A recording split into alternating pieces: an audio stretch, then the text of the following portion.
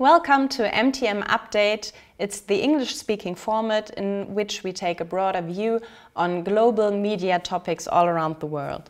And it's a pleasure to welcome Mary Wilkinson. She's Head of Editor Content of BBC World News. Mary Wilkinson, how did Corona had an effect on all of our lives this year? But how do you see the effect in your news program? Well, I mean, it had so many effects, it's quite difficult to know where to start. But right at the very beginning, so going back to March this year, we had to move very, very fast to work out how we were going to socially distance. And anybody who's ever been in a television newsroom knows that they can be very packed, very crowded places with lots of people, I was going to say shouting and yelling, but talking loudly and, just being very close together. So we had to simplify our schedule. We restricted the number of people allowed in the building. We did the things that every other office in the world has done, which is one-way systems and lots of hand sanitizers, lots of mask wearing in certain parts of the building. And it was amazingly fast. I think everybody found it difficult to begin with, but now it just feels normal. And we've gradually been able to put some of the programmes that we lost and some of the complexity that we felt had to go at the beginning. We've managed to reinstate that back into the schedule, which is a big relief. But probably the biggest change is there are a lot fewer guests coming into the building, so we're doing interviewees over video conference in exactly the same way that I'm doing this interview. And that's been a bit of a revelation because we've found that it is so much easier to get people to come on air and to respond quickly. The calibre of the guests that we're getting is definitely higher than it was. Possibly because people are based at home, they don't have to commute, and they're willing to just jump on a video conference call for 10 minutes and do a quick interview. So that's been a real bonus.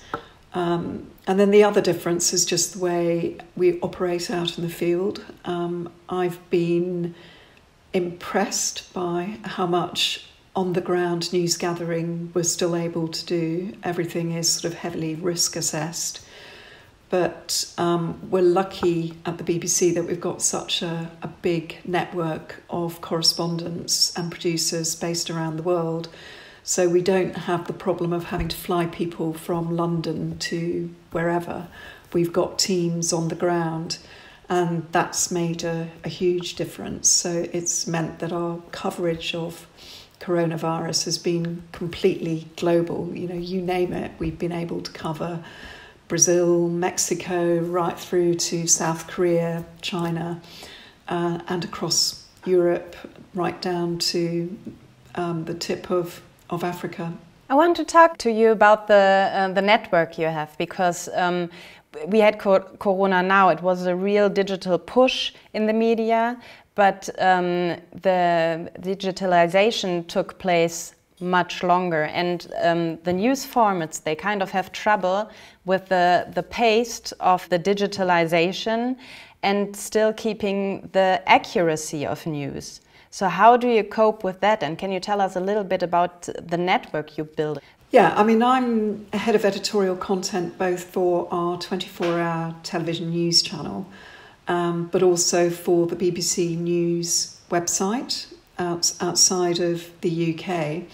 So we, both digital and television, work very closely together, and all our correspondents work, they have to file on all platforms, including radio, as well as digital and TV.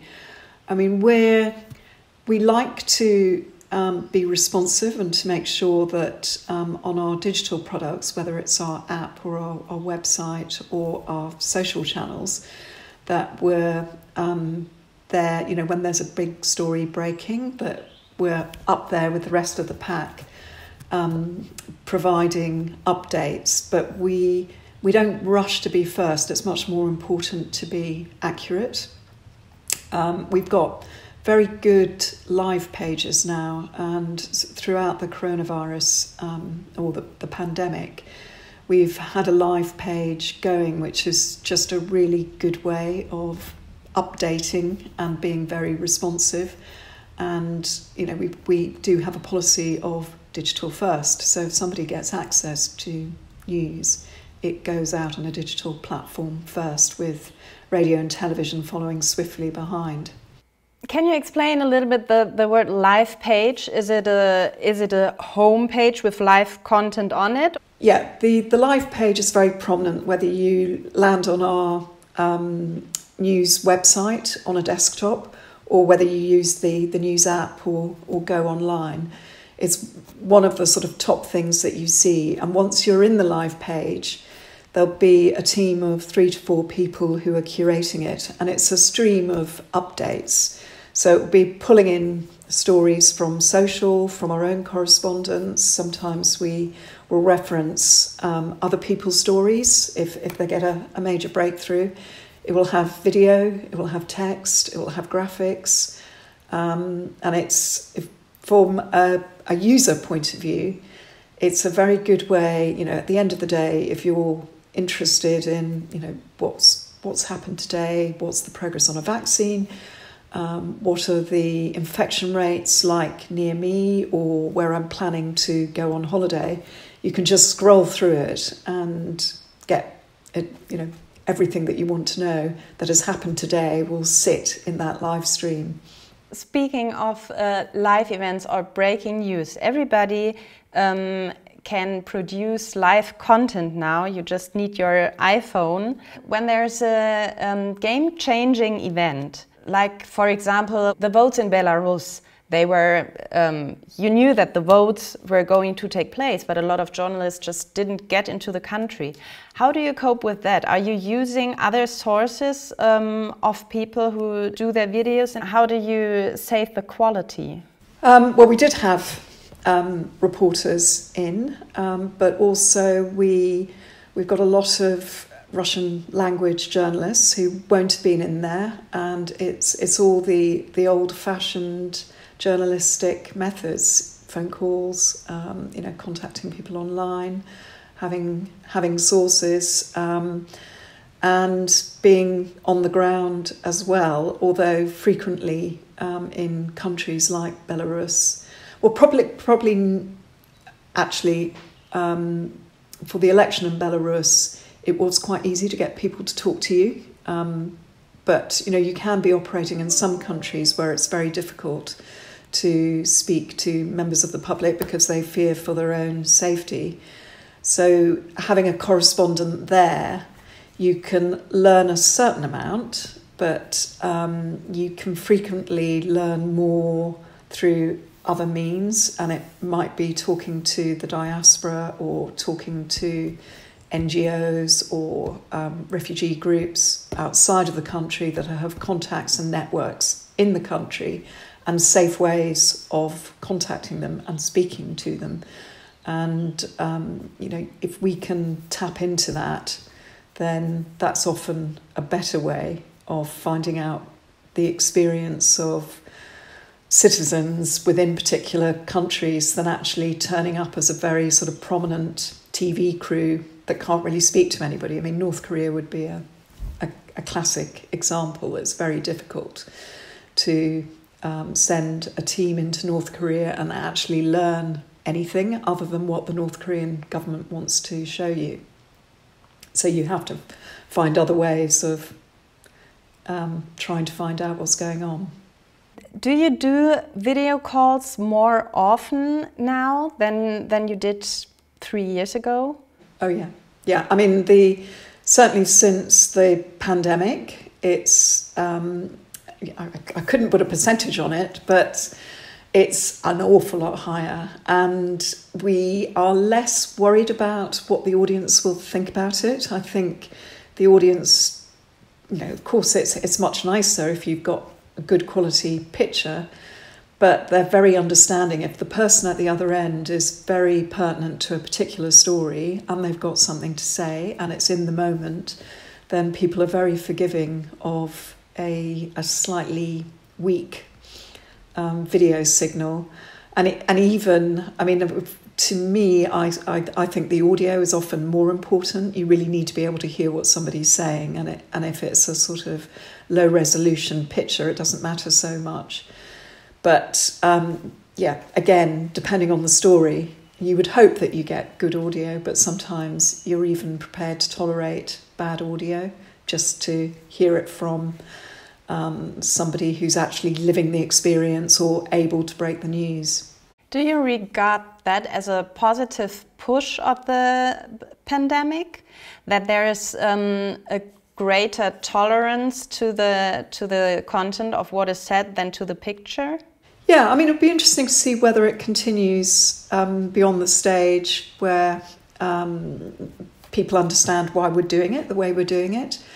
But the other thing that's happened is the technology has just got better, and the sort of people that might be called upon to do an interview from their home, I know I've done it myself.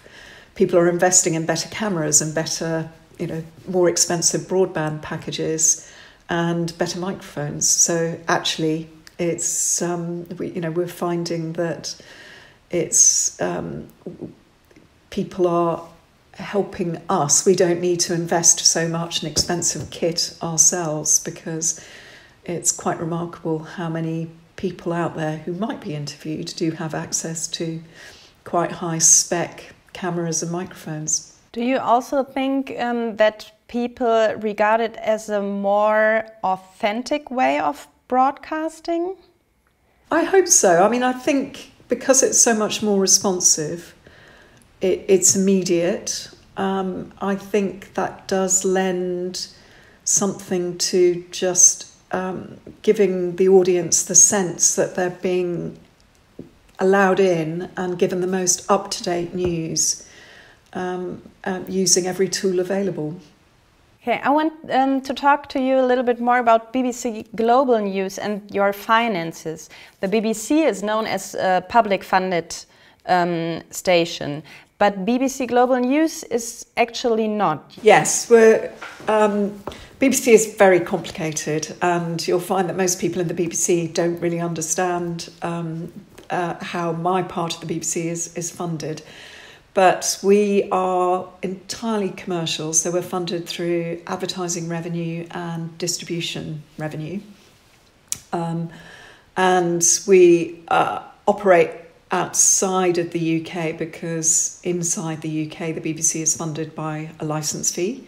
So BBC World News, the TV channel, is not available in the UK because we carry advertising. And the BBC News website, there are two different versions. I mean, essentially it's fed by the same stream, but I look after the version that is available outside of the UK, and that carries advertising, whereas inside the UK, if you log on to the BBC News website, you don't see any advertising.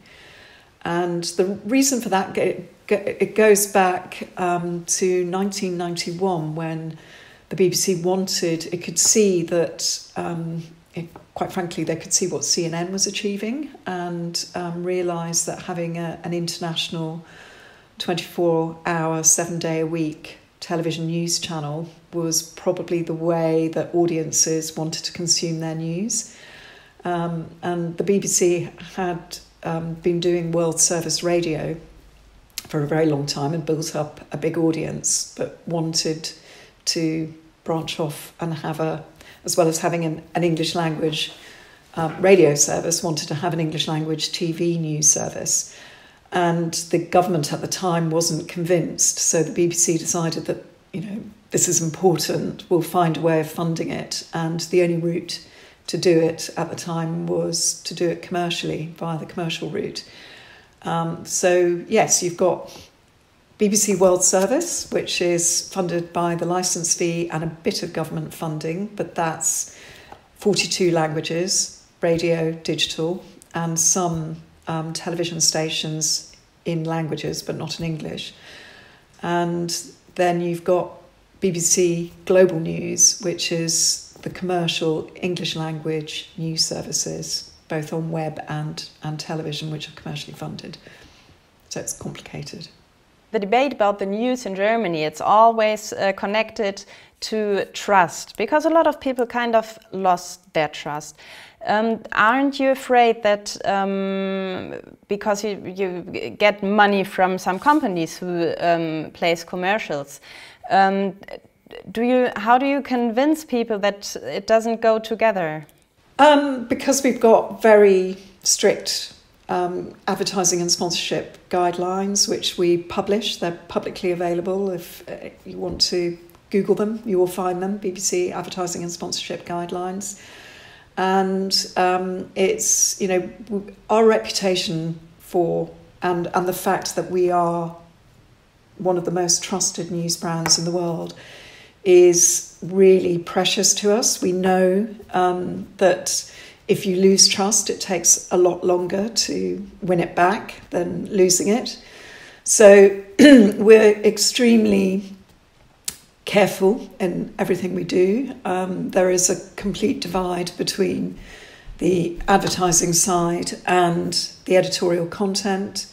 We know that the brands that like to advertise with us because we've got this reputation for trusted journalism. So they wouldn't do anything to undermine that. And I think in most markets, people understand that you need a source of funding, and they understand this sort of church-state divide, that editorial is independent and advertisers advertise around the editorial.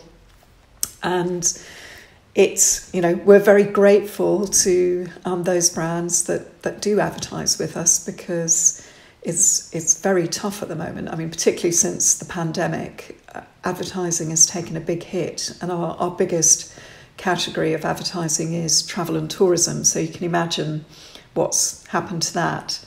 And it's very difficult to see when it's going to come back. I mean, we hope that towards the end of 2021, we're going to see it coming back. But we don't know yet. We need to see how things progress with the vaccine. So, yeah, it's advertising. It really isn't that difficult. We find it, you know, we're confident in our own procedures, and we find it quite easy to maintain a distinction between what is editorial and what is advertising. Speaking of the dependency, all of the channels are using platforms like Facebook, YouTube, the social media platforms, and they have their own. It is kind of a problem, because you put content on something which you can't edit as your own. Do you think that we will, that our system will come over these platforms? Yeah, I mean, so I will say the same thing that any publisher, broadcaster says about social media. So it's incredibly useful for marketing and for staying relevant and for reaching audiences that aren't coming to our own platform. We would love it, the social platforms, to be more effective at driving people back to the BBC, into our trusted environment. We're realistic, you know, some social platforms are better than others at doing that. We like the fact that increasingly some of the social platforms are prepared to do content deals with us. So they're actually paying for our content, and we're very happy to do that. We think, you know, that gets us brand recognition, but also it brings us revenue. And yeah, we will constantly monitor what's happening, and we've got a huge following for BBC World on Facebook. It's really important to us. I mean, you know, I should have checked the numbers, but last time I looked, I think it was about 46 million people. Instagram is growing very fast. It's now about 16 million. And it's probably, well, it's certainly growing faster than Facebook is. I wouldn't be surprised if at some stage Instagram overtakes Facebook. But yeah, Twitter is important, LinkedIn is important, and we'll just keep monitoring the situation. And we're very interested in, do we get attribution if people do see our content on these social platforms? So if they don't realise it's the BBC, then it's probably not worth our while being there. If they do realise it's the BBC, then yes, it's good because you might be reaching new audiences. Thank you, Mary Wilkinson, Head of Editorial Content at the BBC Global News, for giving us an insight about the digitalization in news media. It's a pleasure to talk to you, and I'm kind of glad that we didn't talk about the Brexit today. Yeah, well done.